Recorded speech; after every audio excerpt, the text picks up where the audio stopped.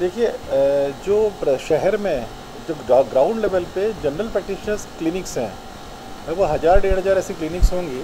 और वो बहुत बड़ी ताकत है इस शहर की। जो अगर अपन चिकित्सा जगत की बात करें तो ग्राउंड लेवल पे एक पिरामिड रूप का है, और बेस में जो ये जनरल प्रैक्टिशनर्स के एसोसिएशन से आज मीटिंग की हम लोगों ने, इनके डॉक्टर्स का पेनिट्रेशन पूरे शहर में है। इनसे हम लोग मीटिंग करके इनसे रिक्वेस्ट किया है, इनकी भी इच्छा है कि हम कंट्रोल्ड वे में क्लिनिक्स को कैसे प्रारंभ कर सकते हैं। इसमें इंदौर मेडिकल एसोसिएशन भी अध्यक्ष जी डॉक्टर राव और संजय जी आए हुए थे, लोंडे जी। और इन निर्णय यही हुआ है कि ये लोग डॉक्टर्स सब बैठ करके क्या स्टैंडिंग ऑपरेटिंग प्रोसीजर से सुरक्षा के उसको पूरा तैयार करेंगे। किस प्रकार से क्लिनिक जब खोलें तो क्या सावधानियां रखनी है, डॉक्टर्स को क्या सावधानी रखनी है, जो पेशेंट्स आ रहे हैं कैसे उनको बुलाना है, कैसे सोशल डिस्टेंसिंग के नॉर्म्स को पालन कराना है, और कैसे फ़ोन पे बुकिंग देनी है, फ़ोन पे समय देना है।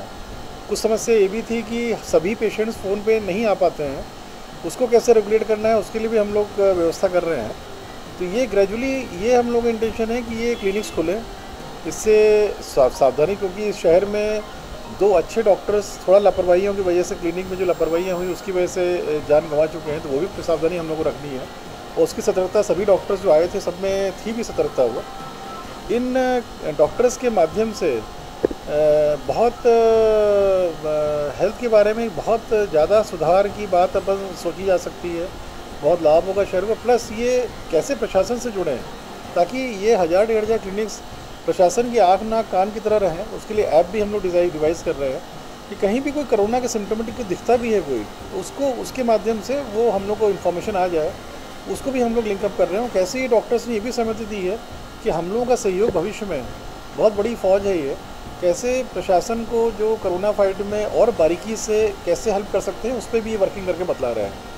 इन सब इश्यूज़ पर डिस्कशन हुआ है। 1-2 दिन में हम लोग फिर से बैठेंगे। अभी आईएमए की टीम पूरी वर्किंग कर रही है, एसओपी पे जो डॉक्टर्स भी आए थे। जिस प्रकार की स्थितियाँ बन रही है उसमें ऐसा लग रहा है कि लॉकडाउन और आगे बढ़ेगा, और संभावना है कि 30 तारीख तक लॉकडाउन आगे बढ़ाया जाएगा, शासन का निर्णय आ जाएगा।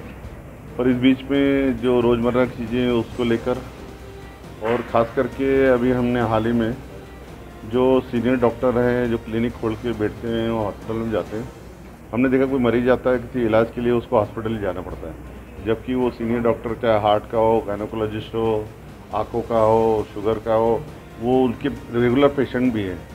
तो उनको बहुत दिक्कत आ रही थी और उसके कारण वो हॉस्पिटल में जा रहे थे। हॉस्पिटल में पहले ही दूसरे मरीज हैं, इसलिए मरीजों को भी समस्या आ रही थी। हमने सभी डॉक्टर से कहा है कि आप खोलें, और उन्होंने तो क्लिनिक जो है सीनियर डॉक्टर को लिए। आज हम उन डॉक्टरों को भी बुलाया है जिनकी कॉलोनियों में या जिनको हम अपने अपने क्षेत्रों में छोटे छोटे क्लिनिक है, उनसे हमारी अपेक्षा है कि उनको खोलना चाहिए, ताकि जो छोटी मोटी समस्या है, किसको थोड़ी चोट लग जाती है, खांसी है, सर्दी है, या फिर सिंपल छोटी छोटी जो स्वास्थ्य को लेकर समस्या आती है, वो अपने क्षेत्र के डॉक्टर को दिखाकर उसको हल कर सकते हैं। पर हमारे साथ हम उनसे ये बात करना, क्योंकि उनकी क्लिनिक बहुत छोटी होती है, और अगर एक क्लिनिक में ज़्यादा लोग आ गए तो फिर समस्या पैदा होगी। तो हम उनसे वही निवेदन करने वाले हैं कि आप क्लिनिक खोलें, लेकिन इस बात का ध्यान रखें कि आपकी क्लिनिक में एक पेशेंट ही आए, वो जाए, फिर दूसरा आए। एक साथ अगर पेशेंट बैठेंगे, उनमें से कोई अगर कोई ऐसा पॉजिटिव रहा तो तकलीफ आएगी। तो इन डिस्कशन करने के लिए डॉक्टर को बुलाया है, और मुझे लगता है कि अब हर क्षेत्र में जहाँ जहाँ डॉक्टर है वो क्लिनिक खुलेगी। आज कलेक्टर साहब से ये तय हुआ कि जो हम जीपी हैं, जनरल प्रैक्टिशनर हैं, कि वो क्लिनिक खोलें। कैसे खोलें, उसके लिए क्या प्लानिंग करें। एक कमेटी बना दी गई है 5 लोगों की, जिनमें 5 लोग आईएमए के हैं और जनरल प्रैक्टिशनर के कुछ लोग हैं और मैनेजमेंट के कुछ लोग हैं। वो बना के कल हम बैठेंगे, एसओपी तैयार करेंगे उस हिसाब से कि कैसे पेशेंट को बुलाना है, कैसे पेशेंट को सोशल डिस्टेंस रखना है, अगर पेशेंट अंदर आता है तो बीपी कैसे चेक करना है, पैसे कैसे लेने हैं।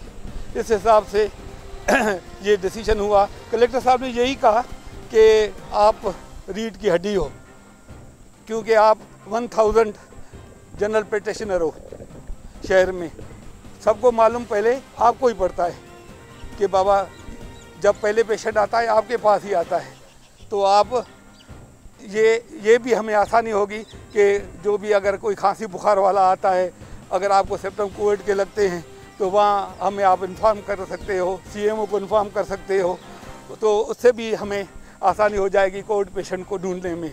और जो आम बीमारियां हैं, जैसे किसी को खांसी है, ज़ुकाम है, किसी को पेट में दर्द है, किसी को शुगर बढ़ी हुई है, किसी का BP लो हो गया है, किसी का BP हाई हो गया है, बड़ी बड़ी अस्पतालों में पेशेंट नहीं जा रहे, उनको डर लगता है कि वहाँ कोविड के पेशेंट ना हो, उनका खर्चा इतना आता, आप 50-100। तो हमारी यही प्लानिंग है कि हम पेशेंट, जैसे भीड़ आती थी 50-100-150 पेशेंट आते थे, हमारा यही है उद्देश्य है कि हम धीरे धीरे पेशेंट को अपॉइंटमेंट लेके फिर पेशेंट को बुलाएं और एक एक करके आए। उससे किसी को हमने 9 बजे का टाइम दिया तो 9:30 बजे तक दूसरा देखेंगे, हर आधे घंटे में हम पेशेंट देखेंगे। तो हर एरिया में हमारे डॉक्टर हैं और हर आदमी अगर 10-20 पेशेंट भी देखता है तो बहुत आसानी होगी, उनको फ़ायदा मिलेगा और जो भी आम बीमारियां हैं वो उससे सही हो जाएंगी। बस हमारा कल SOP बनेगा, उसके बाद हम जल्दी डिसाइड करके विदिन वीक्स अपनी क्लिनिक खोलेंगे, जिससे ये फ़ायदा होगा कि लोगों को भी फ़ायदा होगा और मैनेजमेंट को भी फ़ायदा होगा। तो किस टाइप से पेशेंट आ रहे हैं, रूल्स फॉलो हो रहे हैं या नहीं हो रहे हैं, उसके लिए भी हमने एक कमेटी बनाएंगे।